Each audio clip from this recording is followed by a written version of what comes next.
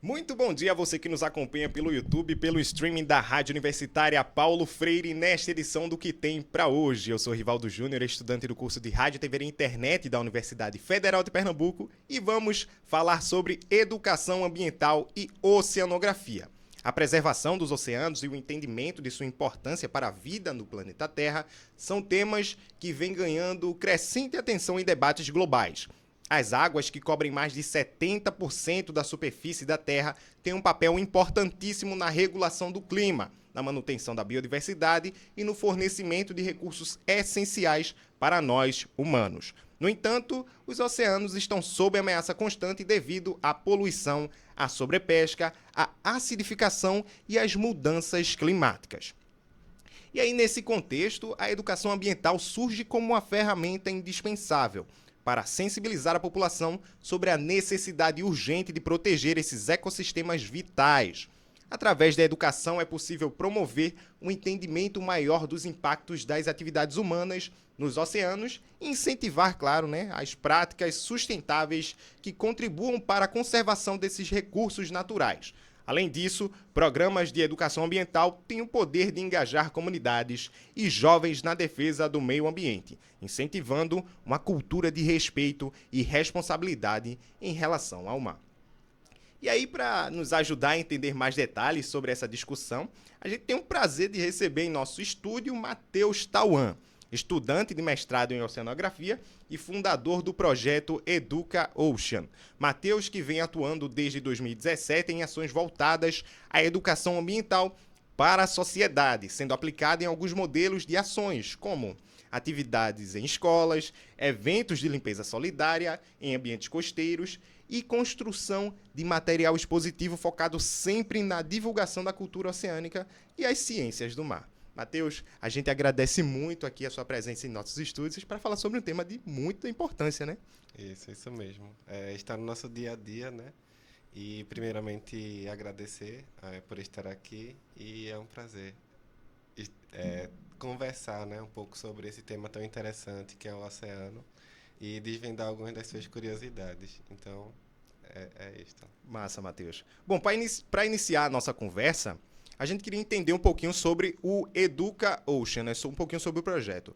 O Educa Ocean é um projeto muito importante que nasceu aqui na UFPE, dentro do curso de Oceanografia, né? Sendo criado por você e por mais outros dois estudantes, Lucas Inácio e Poliana Fontoura, com o apoio do professor Antônio Vicente. Do Departamento de Oceanografia, né? Como é que foi essa ideia inicial? O que levou vocês a começarem esse projeto? Então a gente vai voltar um pouquinho no tempo, né? A gente volta para 2017, quando a gente fazia parte do diretório acadêmico ainda naquela época, eu, o Lucas e a Polly.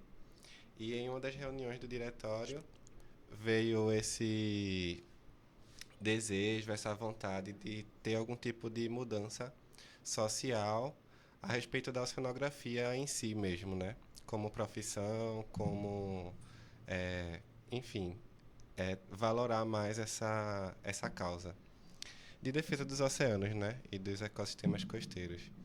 Então a gente tentou promover algumas ações Sim, afirmativas, sim.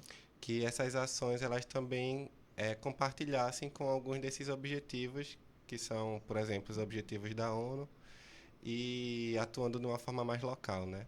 A gente trazia um pouco daquela ideia dos ODS, principalmente o ODS 14, né? Que é o da vida na Sim, água. sim, sim. E a partir disso a gente montou essa estratégia, né? Que foi, no seu primeiro ano, a gente fez essas ações, né? Que seriam as ações mãe, que seriam Uhum, as ações em escola, as limpezas e as exposições. sim. Mas ao decorrer dos anos, né? O projeto veio notando outras demandas e outras vertentes de trabalho. Mas foi fundamental, naquele momento, o apoio do professor Antônio, porque a partir dele, ele comprou um sonho, né, que a gente tinha de fortalecer a oceanografia. A gente vive numa realidade, falando aqui da UFPE, que a gente é um curso de exatas que está Sim. inserido lá no CTG, né? Hum, Então, para a gente que trabalha com essa temática de meio ambiente e está inserido dentro de um curso de exatas, existia bastante desafios lá dentro, como, por exemplo, as disciplinas da área 2. Então, acabavam sendo fatores de alta evasão. Então, é um curso que já entra poucas pessoas por ano, só tem uma entrada por ano. Sim. E a gente via nossos colegas desistindo do curso por diversos desafios. Então, a gente é, trouxe também o projeto com esse objetivo de incentivar a galera a ficar, a já ter um contato com a oceanografia, Uhum. mostrar que a gente também é fator de mudança social Sim, e, claro. enfim, foi trabalhando nisso que a gente foi construindo um pouco dessa história aí do projeto, né, que a gente vai conversar melhor mais à frente. Legal, Matheus. É perceptível, né, que o EduCoaching ele realiza muitas ações para aproximar a universidade da comunidade, né, ensinando sobre o mar e sobre a importância de cuidar do meio ambiente, né. Quais são as atividades mais importantes que o projeto ele realiza atualmente? Então, acho que a atividade mais importante é a educação ambiental em si, Certo. que ela transita, né, nas diferentes ações afirmativas que a gente desenvolve. E a ONU já dizia, né, que a educação ambiental é uma ferramenta essencial para a mudança. Uhum. E ela é alinhada com a década do oceano. A gente está inserido, né? 2020, 2030 é a década dos oceanos. Sim. Então, trazer ações que pautem a cultura oceânica, como ela está inserida no nosso dia a dia e como o oceano ele também afeta as mudanças climáticas, né? Todos esses fatores são essenciais para a gente poder fortalecer essas políticas públicas, Sim. para a gente poder criar espaços de diálogos onde a gente valorize os saberes tradicionais, certo? Então, é um pouco disso que a gente vem atuando e eu diria que seria a principal atividade, né, né? que a gente tem contribuído para a sociedade. Certo. Mas, para além disso, o que é que eu poderia pontuar como uma das ações que mais que eu noto um grande desempenho, né? Certo. Seria as limpezas. Certo. As limpezas de praia. A gente tem dois projetos vinculados a essas ações, que seria o Limpo Oceano, que o Limpo Oceano ele ocorre no Dia dos Oceanos e dos Oceanógrafos. Certo. Então, é uma data comemorativa e importante para a causa ambiental em si. Então, a gente tenta utilizar essa causa, esse momento de sensibilização para impulsionar a ação em si, né? Uhum. Porque é importante a gente estar tendo a participação nesses momentos de... Porque a limpeza ela é uma ação solidária, Sim, é sim. voluntário. Uhum. Então, não é só o Educa, tá lá, o evento vai acontecer. A gente precisa ter uma mobilização social, que as pessoas comprem aquela causa, que elas entendam a importância do papel delas estarem lá. E qual seria a importância? Nesses locais a gente consegue entender qual é o lixo que está ali naquela praia, e já fazer a retirada daquele lixo que iria afetar outros organismos, como tartarugas, Sim. aves, enfim, outra fauna que já vive nesse ambiente. Então, fazer esse ato de retirada daquele material já auxilia esses organismos numa melhor sobrevivência, né? Sim, sim. Já que aquele local é um local de nidificação de tartarugas, por exemplo. Enfim, tem várias importâncias que essa ação ela vem causando.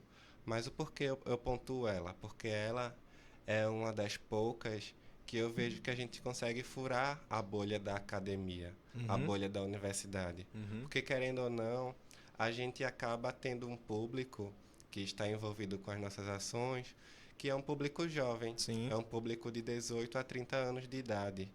Então, só que a gente não é só isso, a gente está para além, certo? Claro Uhum. que é fundamental trabalhar com a juventude, porque eles são o futuro. Mas as ações, elas são para todo o público. Uma limpeza solidária, idosos podem ir também. Vai ter outras atividades, a gente leva a exposição também, tenta trazer um conjunto com outras universidades, como a Rural, que é uma parceira nossa. E aí vai fortalecendo o evento com questões científicas mesmo, que a gente leva para lá para conversar com a sociedade. Uhum. E esse espaço de diálogo e entender que aquele ambiente é um ambiente de espaço comum, é um ambiente que ele está envolvido com a economia local, porque as praias e os manguezais são fonte de renda para muitas comunidades, para o turismo em si. Então, os locais preservados é mais bonito, é mais legal, mais rentável economicamente. Então, eu acho que é um pouco disso, né? Certo. Desse gancho que Certo. a gente vem trabalhando sobre essa questão de limpezas, né? E como elas afetam a sociedade Sim.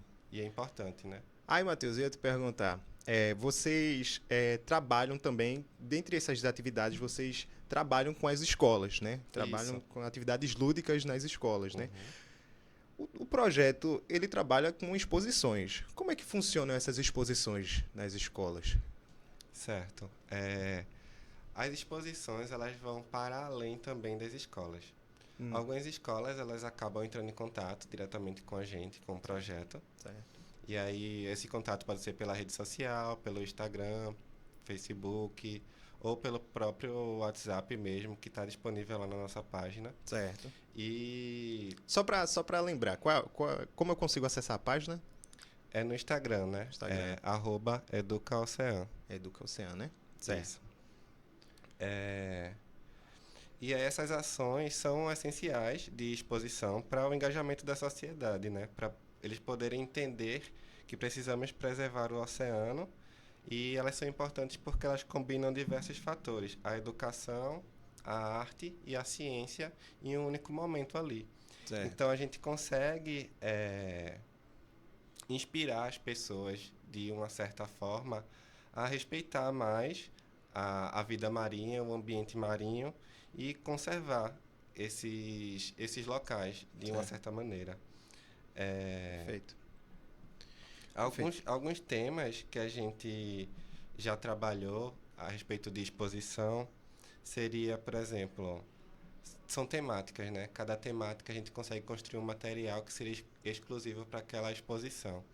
Então a gente construiu uma oficina, por exemplo, com o Instituto JCPM, onde durante a oficina os próprios alunos fotografavam os ambientes que a gente visitou, que foram os ambientes de manguezal. Era uma oficina de mangue e sustentabilidade. No final daquele momento, a gente produzia uma expografia. Cada aluno relatou, através de um pequeno parágrafo, a sua experiência. Experiência, né? Com o curso. Foi um curso de férias. Uhum. E as fotos deles ficaram expostas lá, no Instituto. Depois a gente trouxe essa exposição aqui para a universidade também. Então, esse é um exemplo de exposição que a gente trata, né, que a gente relata. Outro exemplo foi quando a gente foi falar sobre os tubarões. O Shopping Recife entrou em contato com a gente e a gente fez uma exposição no Shopping Recife temática sobre os tubarões, que foi na época onde estava tendo os incidentes, né, lá na praia de Jaboatão. E aí foi importante ter esse espaço de diálogo porque a sociedade ela estava muito curiosa. Sim. Eles queriam saber o porquê os tubarões estavam ali, qual a importância dos tubarões para a cadeia alimentar. Então, todas essas questões a gente tentou esclarecer um pouco também através dessas medidas, dessas ações de extensão que a gente vem construindo. Além dessas, temos também conhecendo os ecossistemas costeiros de Pernambuco. Atualmente ela está sediada lá no Espaço Vida Marinha, que ele se situa lá na praia de Jaboatão, próximo à igrejinha. Sim. Quem quiser visitar, a exposição está lá. É um espaço gratuito para a educação também ambiental, voltado para essa parte marinha e costeira. Ele fica lá ele tá lá na Igrejinha de Piedade? É próximo à igrejinha. Próximo à igrejinha. É ali atrás do McDonald's, né? Certo. E é um espaço bem legal que foi construído pela prefeitura e ele é gerido em parceria com a universidade, né? Tanto a federal quanto a rural. Certo.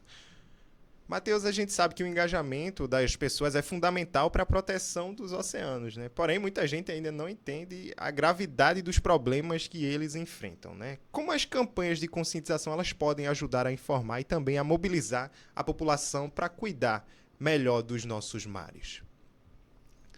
Né? É fundamental ter essa questão da divulgação ao nosso lado. Porém, Recife é uma das cidades mais vulneráveis a essas questões de mudanças climáticas, onde a gente tem essa questão do... A gente é uma cidade que é abaixo do nível do mar. Então, o aumento do nível do mar já é uma ameaça para a gente, né? Com essas enchentes e alagamentos. E aí, além disso, tem outros fatores que auxiliam essa questão de alagamento também na nossa própria cidade. Sim. Como, por exemplo, a gente tem uma rede de canais extremamente complexa, que auxilia a ter mais corpos hídricos pela cidade. Então, essa questão da divulgação científica, ela é super importante, mas eu acho que ela vai para além. Ela se trata, no meu ponto de vista, de um trabalho mais a longo prazo, onde a gente vai tentando mudar uma grande massa social.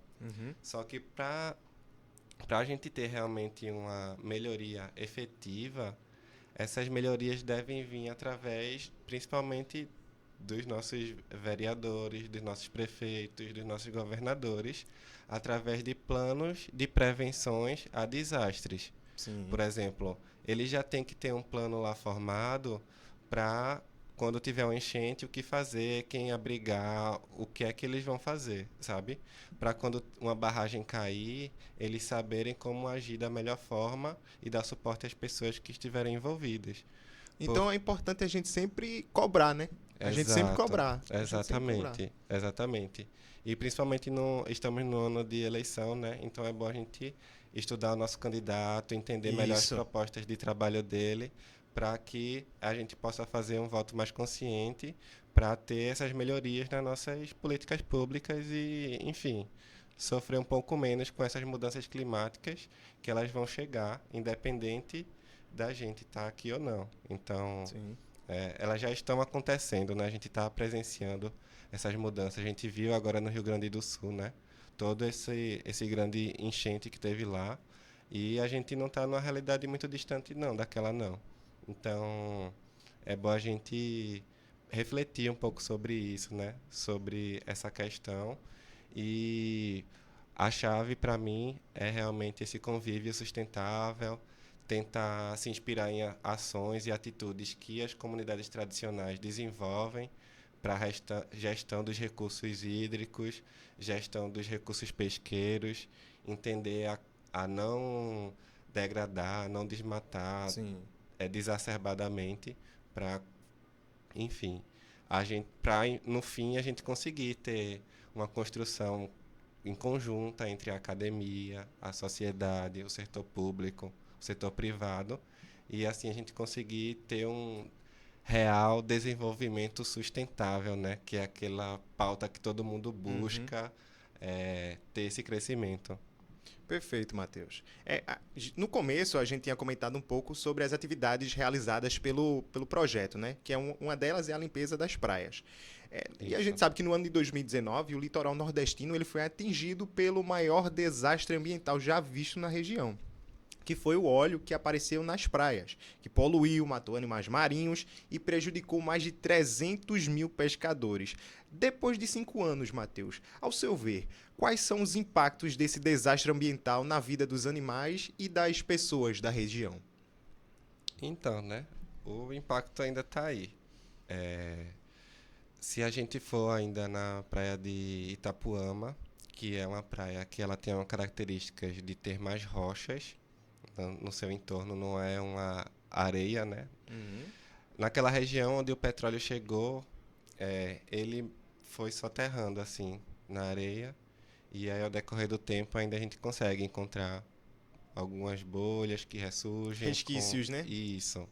Então o petróleo ainda está aí. Sim. A gente vai estar sentindo esses danos da presença desse material até a primeira década, né? Até 2029, a gente ainda vai estar sentindo um pouco desses efeitos. Naquele primeiro momento, a gente teve um grande impacto principalmente se poderia utilizar para banho as praias, né? Foi uma grande questão. Mas muitos dos pescadores acabaram ficando desamparados, né? O governo federal demorou muito para agir naquele momento, que era um momento crucial, porque não tinha um plano, não sabia o que fazer. Por isso que é importante a gente ter um plano, porque a gente reage mais rápido Sim. àquela situação que é uma situação extrema. E, enfim, o dano ambiental ele ainda vai estar se reverberando através de um plânctonzinho é alimento do peixe, e aí o tubarão come o peixe. Sim. Então aquele gotinha Então é uma cadeia. Isso, Sim. é uma cadeia. Aquele óleozinho que estava no plâncton vai passando para o peixe, para o tubarão, para a baleia, para os outros animais que fazem parte da cadeia. Então, por isso que a gente diz que a gente ainda vai estar sentindo esses efeitos. Sim. Porque esses efeitos eles vão causar alguns tipos de problemas fisiológicos diferentes em cada organismo e como ele reage, né? A quantidade de material que ele ingeriu, a quantidade que ele teve contato, também vai estar relacionado com a reação que ele vai ter, né? E, enfim, essa questão do petróleo é bem complexa, né? Ela afeta a gente ambientalmente, economicamente, psicologicamente, de diversas maneiras. E eu tive a oportunidade, né, em 2019, de trabalhar com a comunidade pesqueira. Sim. Foi quando o Educa, a gente começou a desenvolver uma linha de pesquisa que ela é conhecida como Gaiamum oleoso. E aí no Gaiamum oleoso a gente queria trazer um pouco desse protagonismo da comunidade tradicional para a universidade. Então a gente trouxe eles para participar de simpósio, fez uma aba do nosso site em homenagem à comunidade de Rio Formoso, que foi a comunidade que a gente trabalhou nesse projeto do Gaiamum. E, enfim, foi trazendo espaços para eles falarem sobre a problemática e tentou construir um apoio mais amplo, né, da universidade lá na academia, apesar de que muito do apoio que eles necessitavam acabava sendo financeiro, né? Sim, sim. E aí, Matheus, já que você falou em aba no site de vocês, do Educa, né? A gente viu que tem uma aba também do chamada Vidas sobre o Mar de Petróleo, né? Isso. O Educa, ele teve participação nesse projeto? Então, é um projeto, né, que foi construído pela WWF. Isso. E teve o apoio da Unilever, eu acho que na questão de financiamento, mas a gente não participou da construção dos vídeos em si, né? A gente atuou como parceiro apenas nessa questão da divulgação científica, dando um espaço para esse conteúdo que ele foi lançado na época, né, do petróleo, onde a desinformação sobre o que fazer com aquele material, de ter contato com aquele material, estava sendo muito alta, né, naquele momento. Onde muitos voluntários despreparados estavam indo para as praias retirar o petróleo com as suas próprias mãos, porque estava tendo uma omissão ali em quem realmente deveria tratar, retirar e, enfim, ser responsabilizado por aquele desastre que estava acontecendo, né? Certo.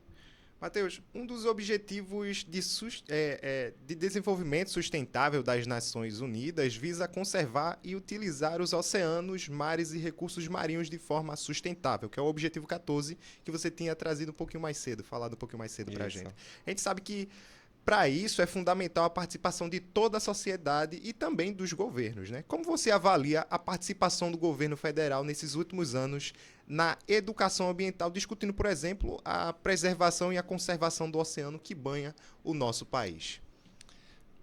Tá. Essa questão mais política, a gente pode ver que, pelo menos o que eu tenho notado, né, é que agora a gente está tendo um espaço de diálogo, um espaço de debate, um espaço de fala.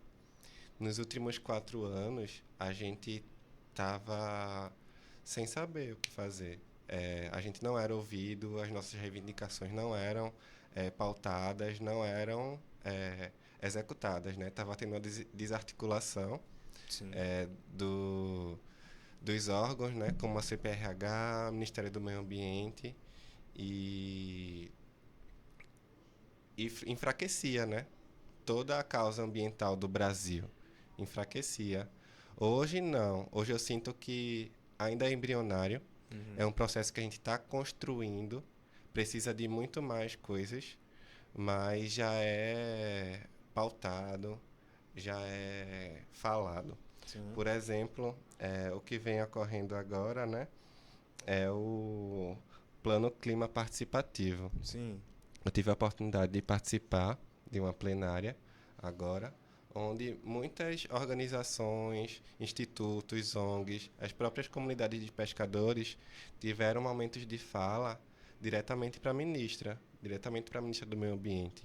Então a gente tá presenciando esse tipo de ação, esse tipo de evento agora, que antes não tinha. Sim. Tá entendendo? Por isso que eu estou dizendo que agora é, é, eu estou notando mais a presença, né, do governo, Uhum. pode-se dizer assim dessa forma. Sim.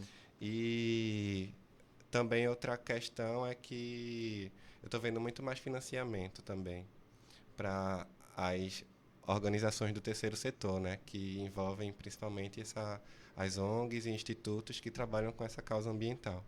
Então, estava muito difícil, porque ficou apenas os principais, né, editais de financiamento, mas agora eu estou vendo um leque maior, maiores possibilidades, então isso incentiva os pequenos grupos que também fazem parte de uma grande articulação nacional. Já que a gente está na década do oceano, o Brasil está querendo, né, se colocar à frente mundialmente com essa pauta, com essa bandeira. Então, eu acho que ainda tem muito a ser construído, muito mais a ser trabalhado, e que esses órgãos, né, que realmente fiscalizam o meio ambiente possam trabalhar de uma forma mais honesta e justa, né? Perfeito, Matheus, perfeito. Muitas iniciativas de educação ambiental sobre oceanos têm surgido nos últimos anos, mas ainda a gente sabe que existe muita coisa a ser feita, né? Na sua opinião, quais são os próximos passos que a gente deve dar para garantir que mais pessoas sejam educadas sobre a importância de proteger os nossos oceanos?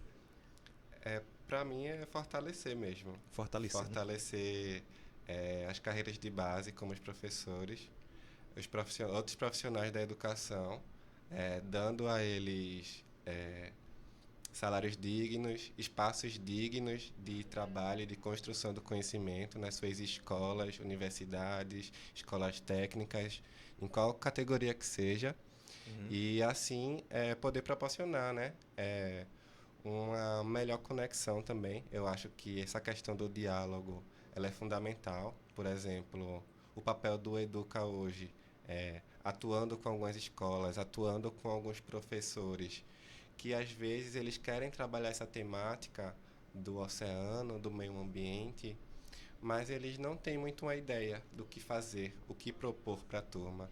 Uhum. Muitas vezes são temáticas que já são transversais, temáticas que já são ali por volta, né, do que precisa ser dado, né, durante o período letivo, mas às vezes não é repassado de uma forma correta, ou não sei se é necessário também mais capacitações para os professores.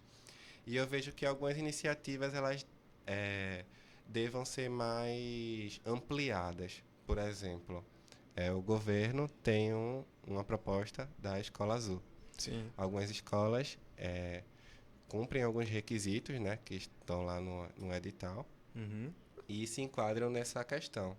E aí elas começam a trabalhar mais esses temas, começam a se aproximar mais da universidade, Uhum. certo? Porque eles buscam aquela pauta, aquele conhecimento que já é um conhecimento que está ali dentro, sabe? Uhum. Ele só precisa ser trabalhado de uma melhor forma, de uma melhor maneira.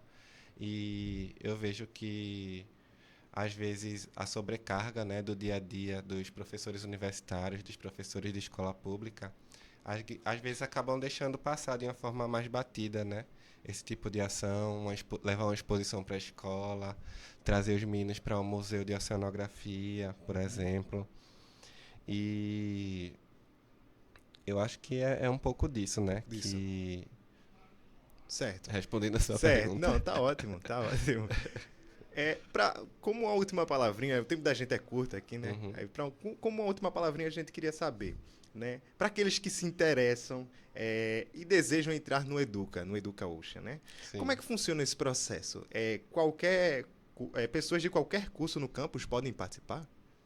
Então, é preferencial que você tenha pelo menos alguma afinidade, né? Com essa área, com essa temática da cultura oceânica, ou tem curiosidade do oceano em si, né? Aprender mais sobre o oceano, que ele é tão misterioso.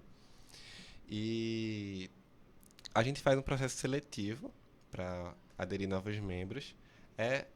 A gente tem essa ampliação, qualquer curso de graduação que tenha principalmente afinidade com as áreas.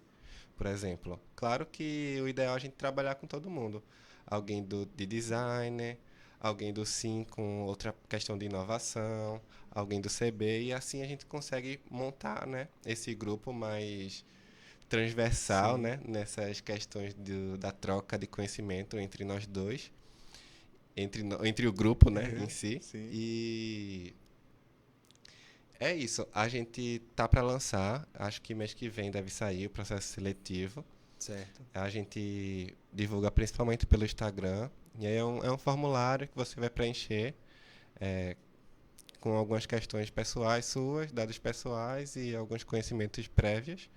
E aí depois a gente faz uma entrevista, tem uma dinâmica e aí tem o processo em si final, né? Beleza. Só repaginando, Matheus. É @educaocean, né? Isso, No Instagram, @educaocean, né? isso mesmo. Bom, Matheus, infelizmente o tempo da gente é curto, no instante passa, mas a gente deixa para um próximo programa, para a gente ampliar, falar mais um pouquinho sobre, né? Sim. E dizer que as portas estão abertas, viu? A gente agradece muito a sua participação, Obrigado, tá certo? eu que agradeço também a participação. Tivemos uma conversa sobre educação ambiental e oceanografia. Recebemos o estudante de mestrado em oceanografia e fundador do projeto de extensão Educa Ocean. Agora vamos para um rápido intervalo, mas voltamos já já com mais O que tem para hoje.